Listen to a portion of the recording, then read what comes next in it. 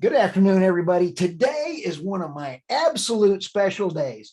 We have a very special guest. He snuck up on us, and it is wonderful. My name is Stu Turley, President and CEO of the Sandstone Group, and we have the David Ramsden-Wood, and his friends call him DRW. So DRW, thank you. I appreciate you coming by. Stu, it's great to see you again. Always happy to chat. And I think the intro, you're too glowing. I'm just three letters, DRW. But since everybody calls you DRW, that kind of tells you, that whole line. Only your friends call you DRW, right? And I've been very, very blessed with industry and the opportunity to speak over the last 4 years. Right. Ironically, when I started speaking 4 years ago, I was considered like one of the most controversial people ever. And like a lot of people were like, wouldn't touch me with a 10-foot pole, and I scared. And now we've moved a lot. So it's been a really fun journey. And yeah, the DRW, the character, versus David Ramsden-Wood, the human. They share a lot of traits. The DRW, the showman, is a lot, and I fully acknowledge that he is a lot. But you know what? You exemplified what a lot of people were thinking, and they were afraid to put out there. Yeah. And I really appreciate it because I had the corporate handcuffs on me at that particular time until I started my own company. Once I'm out of the corporate, world, I could say what I want. But I do not have the badge of honor, and that is you got thrown off of a couple of social media platforms. I did. I was banned on LinkedIn once, got back on, then permanently banned. Right. And hopefully LinkedIn isn't listening to this. I had another account when I got frustrated with the appeal process of my original banning, and I had to start a new one. So for those who used to be connected and now find that they aren't, it was because they literally took away that entire platform. And the amazing thing is when I started doing the hot take of the day, it wasn't meant to be anything. It was a tongue-in-cheek shot at an investment banker who said something snarky to me once. And I had talked to a publisher about my book, What the F is Wrong with Everybody Else, What They Didn't Teach You in Business School. Right. And they sort of said, you need a social media presence. I think I had like 200 connections on LinkedIn. I'd never used the platform, and it was all people I'd like met in my MBA in 2006 when they're like, you should have a LinkedIn account. And from there, it grew to like 24,000, which is, on LinkedIn, like huge. It's not bots, it's real people. Right. I would occasionally offend people. I was in Chicago giving a presentation for the AAPL annual meeting this week. Right. And a woman came up to me and she goes, I just wanted to introduce myself. I have banned you from my post 10 times because I've disagreed and been frustrated with what you were saying, but then I always unblock you later. And so I've blocked and unblocked you 10 times. And so I just had to see you speak. I don't always agree. In fact, I often disagree, but I appreciate that you're out there saying that. And that's the point. Yes. Right? And that's what Elon Musk, although there's another reason he's doing it with Twitter, but that's what Elon Musk is trying to do. That's what the world needs. Let's debate these topics. You talk about diversity and inclusion in the workplace. Yep. Well, I am the most diverse and inclusive person. There's like less than 0.1% of me. People who say whatever they think, get fired all the time, challenge, push, and can advocate for something. So like, but David, what's your biggest drawback? Your biggest drawback is you discuss with facts. People, they can't handle that. Yeah. And that's where we're at. Right. And we talk about the narrative, and I hate it. You've seen me on LinkedIn before I got banned again, and then LinkedIn just unbanned me. So I'm back on again for however long that lasts. But everyone who would write an anti-fossil fuel post, I would challenge them to a debate and come on my podcast. Right. And I had one person accept, and we didn't talk facts. It's a remarkable podcast. It's probably the most downloaded one we had. Wow. Like episode 140, maybe. It was Colleen Vandersteen Brennan, I think. Right. And woman from Canada, and very nice lady. And I commend her wholeheartedly for coming on. But the thing was, look, I know the technology doesn't exist today, but it will. Right. And combustion engines have had a good run. Right. We don't need them anymore. We need to just get away from them to do something else. And in the future, Cars will have windmills on them, so they will drive perpetually and charge themselves, and we will not have issues. Like this is going to come if we just let that occur.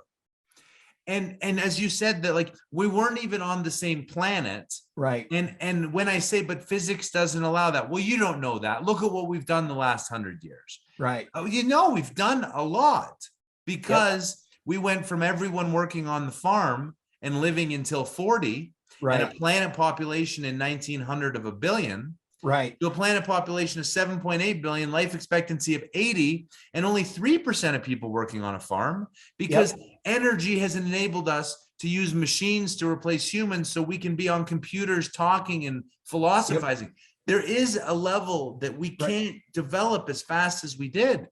But low cost, sustainable energy gets the people out of poverty. I mean, that's it. Low cost, sustainable. My dad had a outhouse until he was 15. That's how quick this generation change that you just described is, David.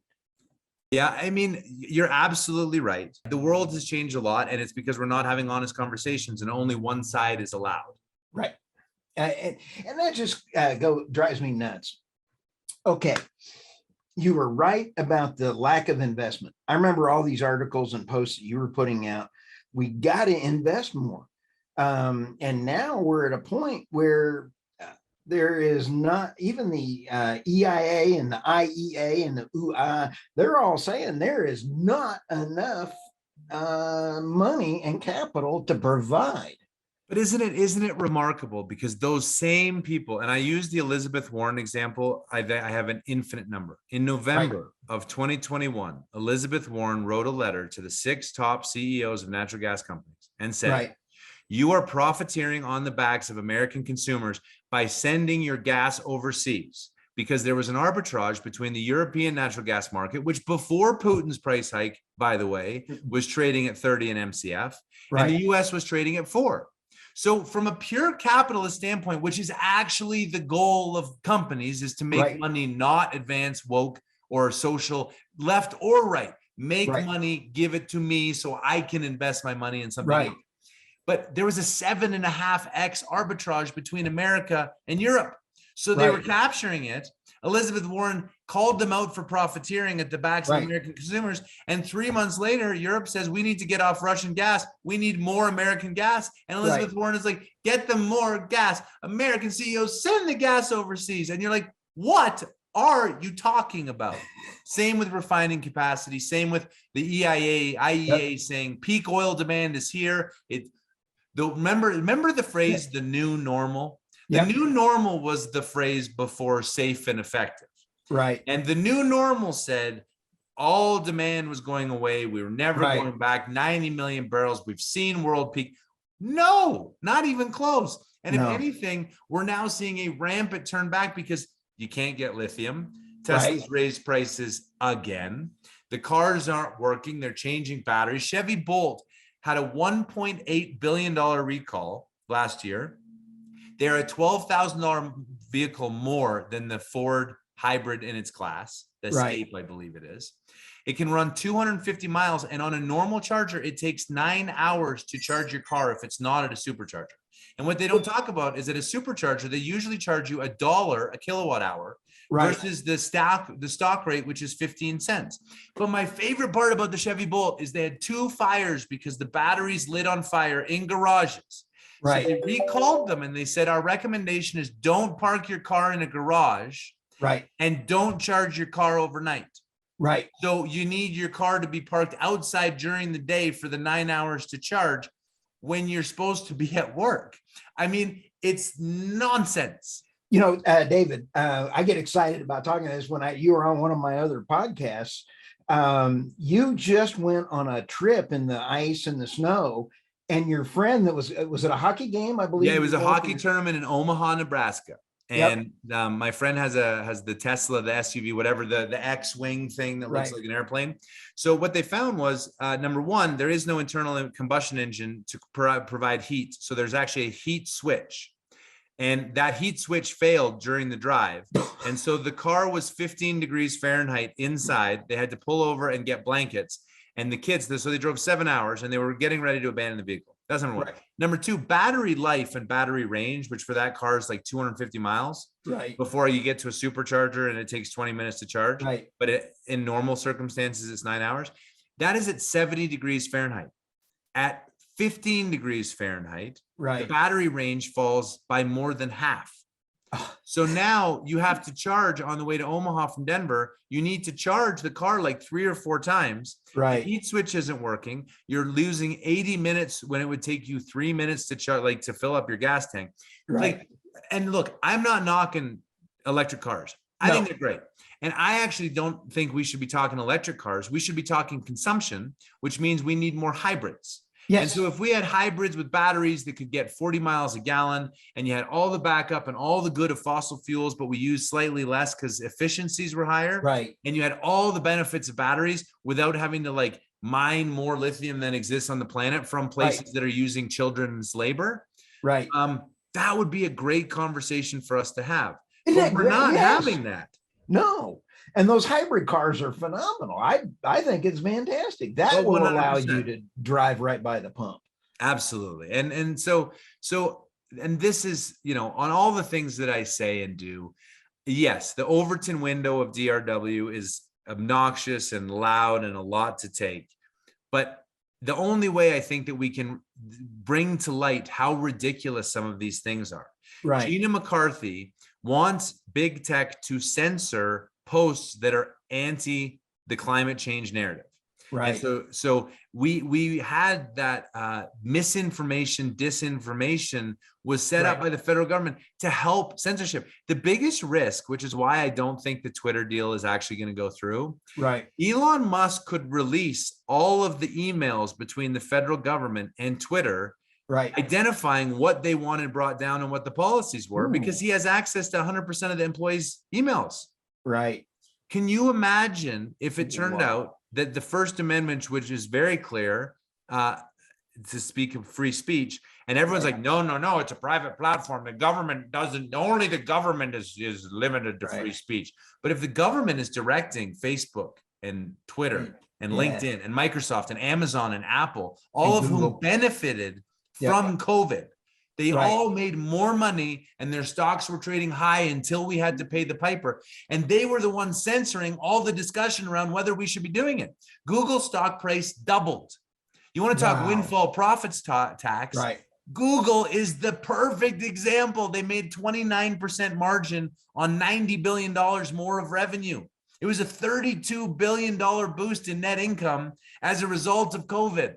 Directly. And they're the ones that govern 93% of the globe search. And YouTube has a policy against showing anti-COVID vax.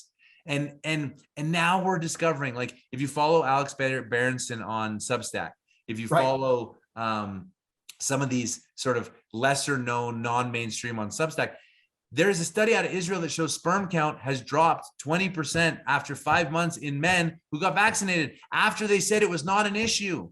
Right. The child between 6 months and 5 years that just got approved, they had to exclude 3,000 of the kids that were in the trial because as they were going along, everyone who was vaccinated during the process was getting COVID. There were more people hospitalized on that. Even in the original vaccine trials, more people of all cause mortality died in the trial on COVID, on the vaccine, than did not. There were 16 people that died on the placebo and 21 that died on the vaccine. 5 of them were heart attacks. Right.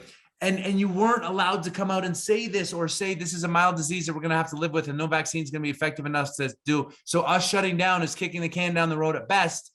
Putting $6.5 trillion into the economy is going to create massive inflation, massive problems, massive supply chain, make all of us hate each other, get divisive, blah, blah, blah. Don't do that. Banned. That's where we were. That's the world. Okay. I did not get banned off of platforms, so I'm worthless in the DRW. No, you kept your voice. That's important. Here's the other thing. I had COVID when it first came out. I was sitting on an airplane. You remember when Italy was just going nuts and they were really having some serious problems. I sat next to a guy on a plane that had just come from Italy. I mean, it was really bad. So I didn't know what I had. We didn't know what it was. So then the shots come around. I get the shot. I have a heart attack. I'm in the hospital, and I'm sitting here going, shot, heart attack. But it's not related. I know that there's no correlation between the fact that you were perfectly fine for all of your life, had a shot, then had a heart attack. It's not correlated. I ride 100 miles a week, 100 miles a week on my bike, and I had a heart attack. Yeah. Now, then I got the second shot, and I got COVID after that. Okay, it's worthless. It is absolutely. Now, here's the cool thing. I did a testimony for a doctor and they canned that video on Google. Right. Well, I mean, and think about the trickery. Think about the trickery knowing what we know today. Right. When they did the original trial, I think the second dose was a month after the first dose. Right. And they did not count you as vaccinated until 6 weeks after the first dose. And we now know that your immune system is compromised in the 2 weeks following a shot. So in the 4 to 6 weeks between starting your procedure and finishing it, you have a higher likelihood of catching COVID. And if you did, it fell into the category of an unvaccinated person. That's what happened to me. Which is insane, because then you had COVID as an unvaxxed. It goes into the stats. You then come out the other side of the vaccine regimen on day 6 weeks plus a day. And they're like, look how effective this is for the next 5 months. And then you catch it again. They're like, but that's because you didn't have the booster. Whereas, like, if we're practical and we look at the health outcomes, most people under 50, we're going to be fine. And instead of us shutting down in March, what President Trump should have done was, look, I am an older, overweight gentleman. I like hamburgers, even though I don't drink. McDonald's we have an obesity crisis in this country. And so for the next 30 days, while we figure out what to do and we don't fill up hospitals, we're going to shut down all the fast food restaurants, but we're going to keep their revenue the same with some sort of PPP while they transition their menu to something healthier. And the American public, we're all going to pay a stimmy check of $2,500 if you lose 3% of your body weight. I don't have a problem. Can you imagine we'd all be healthier? We would have walked together. We would have been in parks running. We would have been off our screens. We wouldn't be eating fast food. We'd all be healthier. And then the COVID, it would have cost nothing. And for 40 years, doctors have said we need to get obesity under control. And when we finally had the opportunity to get obesity under control, we came up with yet another pharma product. Okay, you and I are getting people. You and I are just getting excited. We could never be in the same room because we would be bouncing around.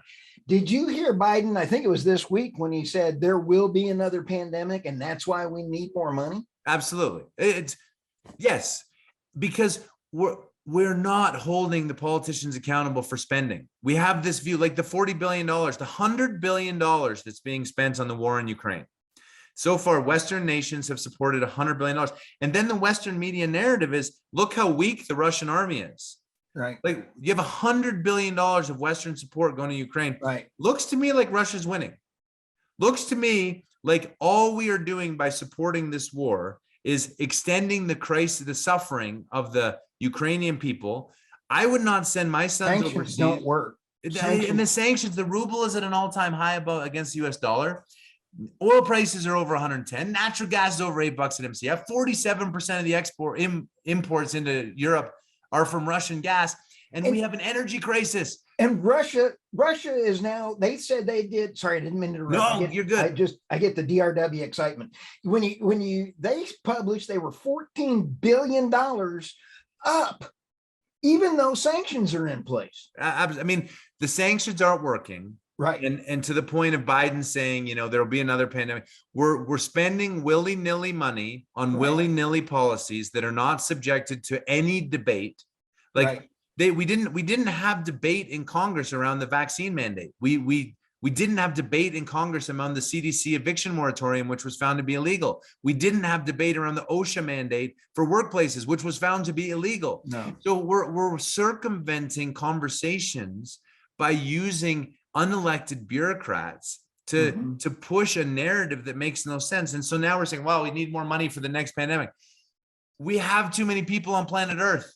We should say, you know what? It's kind of survival of the fittest. The best way to prepare for the next pandemic is everyone lose some weight. Here we go. Yeah, we have, I'm sorry. We have almost a billion people, 800 million people that don't even have electricity. We have 3.5 billion that have limited, like they're using firewood and dung to cook their food. They could use cheap, low cost fossil fuels in order to get them. Why are we shoving that down their throat? And I'll tell you why. Because the industry, the financial industry, has discovered that to rebuild all our existing infrastructure will generate $150 trillion of spending over the next 30 years. Now, at a 30% margin all the way through the supply chain, that means there is $50 trillion worth of wealth to be captured by the billionaires in new investment ideas. So what do? When Al Gore left office in 2008, he was worth $1.7 million. Right. Today, he is worth $300 million. And his entire talking point and existence has been that there is an existential climate crisis that must be dealt with. He's flown to this. He's given speaking fees, book fees, push the narrative. He's worth $300 million. If Al Gore came out and said, guys, I was just kind of teasing, and I know what I said in 2009, there wouldn't be ice caps and like blah, blah, blah. I know I was wrong. I was just trying to make money. I would respect him more, but like he can't go back and say, it's the same thing as companies who were like, I will fire you if you don't get vaccinated, because if you're unvaccinated, you are the pandemic of winter and death, and you are killing grandma, except that didn't actually work. So you know what? We're just going to backtrack the vaccine mandate. You can't be that intellectually inconsistent to constantly be changing your mind. And that is the problem. That's where the climate narrative is going. It is all about money. It's about making money for Wall Street and flowing money into an industry that didn't exist before, so they can capture outsized rates of return and then buy their houses in Malibu. Okay. How do we get the facts to everybody when the media is so corrupt? Well, so I think it's, obviously I have a platform. It's small. I have a platform that's easily dismissed because I'm excitable. I say things. I mean, I always laugh about when I run for politics and I run for governor in Colorado or something. Like they will take any podcast like this and they will take any 30-second clip. And at some point I will have insulted a transgender baby seal. And like, that will be that. So it's just like the end. So I understand that I might not be, but I'm just trying to like poke and prod and force people to think. But the Vicky Hollobs of the world, Mike Wirth's letter today to President Biden was so good. He's calling President Biden out to the mat, saying it is your policies that are preventing us from investing. You need to work with the oil and gas companies to grow production. We have done our share. We have grown production. We've invested in all these things. You are creating uncertainty. We are coming to talk to you. We recommend you bring all your advisors and come listen to us. This is not political rhetoric. It's time for answers. If Mike Wirth had done that 7 years ago, every time they go on CNBC, I'll steal this from Alex Epstein when he was in Chicago. The oil and gas industry saying that we should be net zero carbon would be like a computer company saying that we want to be net zero computers. It is ridiculous. We make a product made of carbon that consumers consume. Us saying we're not going to do that is ridiculous. Why is Google got on their website and their browsers, we've been carbon neutral since 2007? So it's I think it was 2017. If it's but so you are right. They're the first large company to say that they're carbon neutral. Now, I have a slide in my presentation, but I remember it very well. So what they did is in 2010, FERC granted Google Energy to be an energy company, which meant it could buy and sell electricity legally.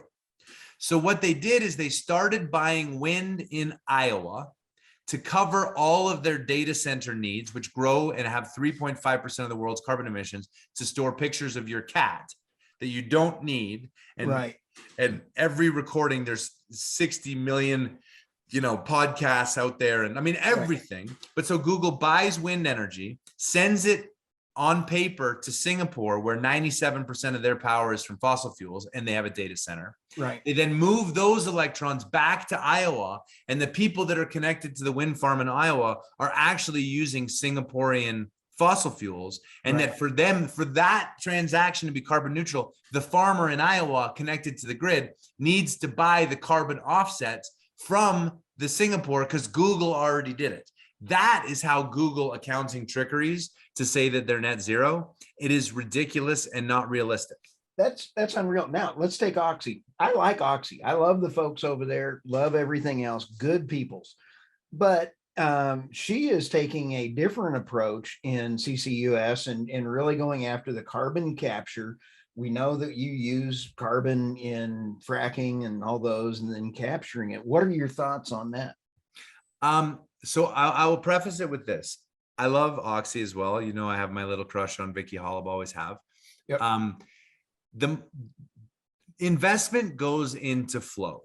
Right. And right now, because the federal government is willing to pay carbon credits for those injecting CO2, and they're able to raise hundreds of millions of dollars from private equity firms that help support the balance sheet and help support the business and help create a ESG greenwash narrative. Right. All of that shows that there's flow into making those investments. But talking about BP, to pivot just shortly from Oxy, BP themselves says that their renewables portfolio can make 8 to 10%, which means 2 to 3, because everyone triples what they say that they can do. Right. Drilling wells in the Permian can make them 100% plus rates of return. From a capital allocation standpoint, it is a downright dereliction of duty to your shareholders to invest in 8% renewables when you could be investing in 100% fossil fuels, and then giving your shareholders money back, that if they are happy with 8%, go invest in that business. Right. But so what you see is, because the flow makes BP sound better, they're going to invest in these companies like carbon capture. And to me, if carbon capture is a way that we can get more oil out of the ground and change recovery factors, and we truly can, we can't. I don't believe the technology will ever be there, given that fracking makes the rock unfloodable. Right. But if it were able that we could inject CO2, swell the oil, change the miscibility, change the relative perm, and get more, I'm all about it. But if we're just sucking carbon, I am creating carbon right now. Every time I open a can of Coke, I am creating carbon. Carbon is not a pollutant. It's literally what feeds plants. Right. So Gregory Wrightstone, I think, is right. The world is greener with CO2. Absolutely. And we know that water and cloud cover is actually a larger impact on heating, but it's even more ridiculous to tell people that water is a pollutant, because in actual fact, so then what they do is they back into, well, CO2 changes the heat. And since we're ejecting CO2, the hot makes more water evolve. And then all that water ends up leading to more heating. So it's CO2 is the problem. And no one thinks about CO2 because they're not thinking about what they're breathing. But you think about water when you drink water. So again, it's just a fancy narrative to make Al Gore worth $298.3 million more today than he was worth when he left office. And that's wrong. We got two more topics. Okay. California, hypocrisy 101. And then you have upstate, the Eastern Seaboard. Eastern Seaboard, the Jones Act is terrible. If we could get the wartime waiver on it. They're importing oil and LNG from Norway, Russia, 2 or 3 others. And they're paying European, rates for bringing in LNG. And we've got an old fleet. I just interviewed Colin from the Cato Institute, and his paper on the Jones Act is amazing. If we got rid of that bad dog, why not? And you know why we don't? Because of the cotton picking guys that are up there running up and down the hall, the lobbyists. Well, 100%. So again, how do you fix politics? You shrink the size of government by half, so there's less people for lobbyists to talk to. Right. And absolutely, the fact that we haven't repealed the Jones Act to this point is insane. The fact that that is a perfect example of a policy that makes literally no sense. Right. The fact that we are arguing that 500,000 barrels a day of refining capacity has been removed, in large part due to EPA restrictions or the conversions to make renewable fuel, is crazy. The fact that we're going into a food crisis and 40% of the United States corn is used to make ethanol. We have a food crisis. Corn is a food. Like there are some very simple policy conversations that can like, and we don't need to lock down people under 50. Like if we had let the market act properly in COVID, right? Everyone remembers in March, early March. Right. I went to an Avs game like March 10th. Like half the people didn't go. By March 18th, like no one was going because everyone was afraid. But if they hadn't done lockdowns, maybe, and the NHL didn't say we're going to spend a 2-week reprieve. When they open back up at the 2 weeks, when everyone kind of like touches themselves and they're like, hey, I made it. Then I would have gone to an Avs game.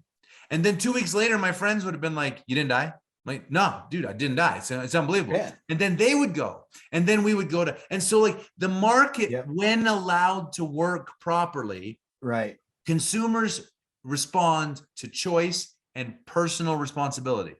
So if we just take away all the policies that are distorting these marketplaces, like the Jones Act, like what the FDA does, what the CDC does, take them away, become libertarian with oversight, and boom, we've solved our problems and it's less government. But you know what, there's two key points that have to happen. Education of facts. And so the media has got to help in that. And I am so proud of the major oil company finally standing up this past week. Wow, where were you guys? Yeah, but I mean, we're proud because our expectations were so low. But if they had done 10% of the talking and ranting that I'm doing now, and I've been doing for 5 years, if they had done that at any point when I started talking about it, and they lend credibility instead of censorship, we would not be where we are today. If a year and a half ago, I was, I almost feel like that comedian, whatever his name, Dave Chappelle. Yeah, I was, a year and a half ago, I was calling for $100 oil, and here's why. And then in November, I published an article and it said, we're going to be at 120 next year, sustained for the year, because Saudi Arabia put in their budget they're going to need an average of 115 to 120 in order to make their surplus. This is really not rocket science when you sit back and think, wait a minute, one of the biggest influences in there. And then Russia said they're going to go from 35% to 37% of their GDP. Holy smokes. I'm over here going, I got a crayon. I got the investment amount of money around the world. Even I could figure this out. And I'm a dope. Well, but I think Stu, the interesting thing there is because we overlaid an artificial policy with COVID and lockdowns and travel and demand and restrictions and economy and inflation and supply chains breaking and employees not working. Like the tough thing, at least so there's 100% reason that we should have had, like, that you can see it now. But there's also a world that everyone was telling you was going to happen, the new normal. Half people would be commuting. No one was going to be traveling for work. This works great when you stay home and your lawnmower guy comes and you're walking your dog and you're not really working. And so COVID added a layer of, well, we've never seen this before, so therefore it's different. And had we not had that, we would have been looking at the world and being like, I mean, that in 2019, I was calling for peak US oil. And then I said in November of 2019, that is the most oil we'll ever produce no matter what. And for the 5 months before COVID, the US declined for 150,000 barrels from where we were. And so like that was true. Therefore, oil prices were going higher. But if we didn't have sanctions on Russia right now, that's 10 million barrels out of 100 million barrels. That's 10% of the global market is restricted in something that is so inelastically demanded that you need it. You're going to consume all of your storage until there's no storage left. And then we're going to go, God, we need Russian crude. And then there's so many problems coming that until Russian sanctions are removed, and they will be, that is the thing that brings oil back to 80. is when politicians finally realize that energy is too important, and we're really, really sorry, and we hate Russia, and we want to support Ukraine, and we want a virtue signal with flags, but we need Russian energy on the market. And otherwise, many hundreds of millions of people are going to die this winter because they're freezing and they can't get access to food on trucks. All right. This brings up about another 16 points, but you sit back and think, okay, we've had how many couple hundred food factories since 2021 or whatever the number is, just suddenly self-combust, okay. I'm not a conspiracy theory, but I've never seen that many food processing plants blow up. I mean, it's weird, right? And you feel crazy when you point to it. And then you don't have like respected journalists, and by respected, we mean mainstream. We don't have CNN showing up and asking questions. Now, I did see an article on that in actual fact, there's more fires than it's sort of like violence in Chicago. There's always been shootings. And now we just bring attention to it. And because someone's pushing a narrative that democratic cities are failing and guns and blah, blah, blah. So they push the point. And so there are food plants that are burning. That is super weird.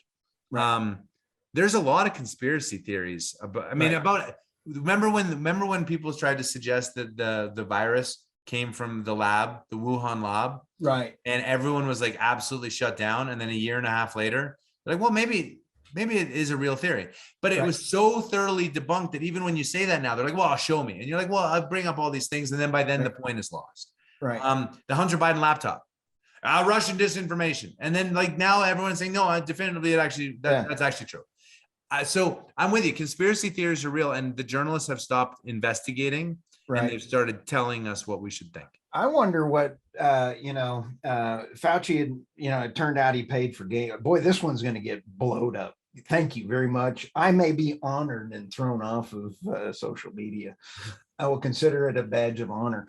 But Fauci went out there and the gain of function was proved that he funded it. Yeah. I mean, and look, the question that Rand Paul was asking around, have you ever overseen a company to which you gave grants and that you own royalties and patents from the 1800? There's, I think, 150 million of royalties that have been paid to the 1800 staff on patents. And Fauci wouldn't answer the question. So, of course, you can't have the foxes guarding the hen house. It's just, it's not appropriate and acceptable to be overseeing companies that you're funding and controlling all the research out of. If you've read the book by Robert Kennedy Jr., regardless of what you think about him, you should take the time to read it. And he goes back to the AIDS history, and that there is a theory that, this is going to sound crazy, but it's been written about a lot. There is a theory that HIV does not cause AIDS. AIDS is a blanket virus. But acquired immunodeficiency syndrome. But it comes from a whole bunch of different sources, and there is a way to have AIDS technically and not have had HIV. And so then there's a whole bunch of talk about different treatments, and AZT itself was a chemotherapy drug that killed people and was discontinued. But the US government under Fauci picked AZT as the winner, and during the trials, the people on AZT were given blood transfusions to survive. And so other people were dying. The trial to the AZT trials in AIDS was so parallel to the COVID vaccine. And the commonality was Anthony Fauci was in charge of the agency at both times. So yes, there's a tremendous amount of conspiracy theory stuff that you can dive into, but conspiracy theories generally have a hint of truth to them. It's kind of like the supernatural, werewolves, and everything else. There's a truth somewhere in those kind of things. Absolutely. Bigfoot. The only thing is, I do have to admit, there's something out there with Bigfoot, but I sure would like to see a body. Right? I mean, I'm with you. And again, it's like, so you spend time talking about this. It's brain candy. We have this brain candy because we have fossil fuels keeping us off the farm. So we have time to create problems for ourselves and create issues and create solutions. But if we actually spent time, instead of defending why A or B, why the energy transition is so good and we can't talk about the importance of fossil fuels, let's talk about the Jones Act. That is something very tangible today that we can fix. Absolutely. Let's talk about the fact that consumption, how about the fact that Biden is waiving the federal gasoline tax for the next 3 months to lower gasoline prices, while at the same political time stunt asking for a carbon tax which would directly go on gasoline and increase prices. So these been telling consumers for years, we're going to raise the price of gas to make you experience the cost of carbon. But when that becomes inconvenient, i.e. cost people real money in reality, you go and waive the same tax. It is absolutely asinine. Well, you know what, David, I got my DRW fixed today, and I am just so thrilled. Thank you so much. I hope that you had the opportunity to get your side of everything over there, because I believe a lot. And whenever there's one or two things that you've said that I haven't agreed with, I'm like, all right. Good. That's all you should not agree with everything that I say. That would be a very boring world. That would be 1984. Well, I try to have one or two independent thoughts, but I just really appreciate you and look forward to the next time you're on. Well, Stu, thanks so much for the invite. One last, what's next for you? What's coming around the corner? And tell us you got. Substack. Go with the Substack's the best place to follow me. They don't seem to censor. Okay. Going to take over the Energy Strong podcast with Mike Ungo, which I'm really excited about. And I know we partner with you guys on that. So yeah, I mean, again, I do my little part to try and challenge the narrative and have people think, but it's the listeners, it's you out there who can have conversations with your neighbor about why the energy transition has challenges that need to be talked about. And so I can arm you with data and stats and passion, but you need to take the space to have the conversations with your frenemies. And frenemy. Did you say frenemy? Frenemy. I love that word. It's a good word, right? Oh, it is. It's almost as big as what was George W. on Saturday Night Live. It was nuclear, or there was a couple other big words that they really made fun of him. But again, thank you very much, and I do appreciate you. Thanks, Stu. Have a wonderful day.